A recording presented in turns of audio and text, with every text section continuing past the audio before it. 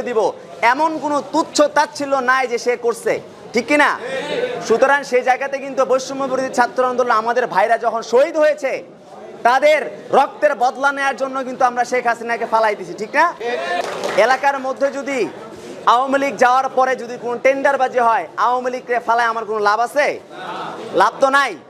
এইটাই হচ্ছে আমাদের মূল চ্যালেঞ্জ, এটাই হচ্ছে আমাদের মূল এজেন্ডা। শহীদ ভাইরা কিন্তু রক্ত দিয়ে গেছে এই জন্যই। তাই আমাদেরকে বুঝতে হবে যে আমাদের তাদের শহীদ ভাইদের আশা আকাঙ্ক্ষার জায়গা বাস্তবায়ন করার জন্য আমাদের সমন্বিতভাবে কাজ করতে হবে। এই কারণে আমরা বলছি যে আমরা আপনাদেরকে নিয়ে বসার উদ্দেশ্যটা কি, আপনাদের কথাগুলো কেন শুনলাম, আমরা বুঝতে চেয়েছি যে আসলে আপনারা কি ভাবতেছেন, আপনাদের চিন্তা জায়গাটা আসলে কি, আপনারা কি চান। অলরেডি আমরা সেটা কিন্তু নোট করে রাখছি এবং সে অনুযায়ী আমরা বাস্তবায়ন করব।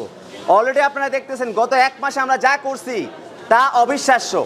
আমরা আমাদের জায়গা থেকে সর্বোচ্চ আমাদেরকে যে কি পরিমাণ চ্যালেঞ্জের মুখে ফেলা হয়েছে, যে আমাদের সংখ্যালঘু ইস্যু সামনে নিয়ে আসা হয়েছে, বন্যা পরিস্থিতি সামনে নিয়ে আসা হয়েছে, আমরা কি জাতিকে ঐক্যবদ্ধ রেখে আমরা কি কাজ করি নাই?